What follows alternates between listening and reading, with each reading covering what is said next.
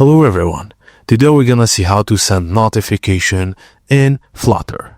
Firstly, go to admin.connectedcube.com and navigate to the Push Notifications module.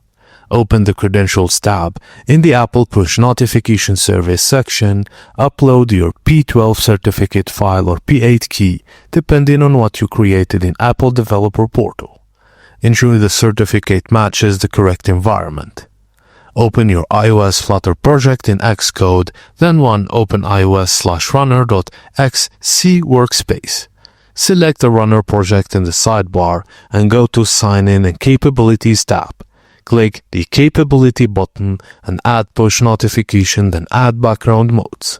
Then enable the checkbox Full Mode Notifications. And that's it, guys. Thank you for watching, and please don't forget to like and subscribe for more.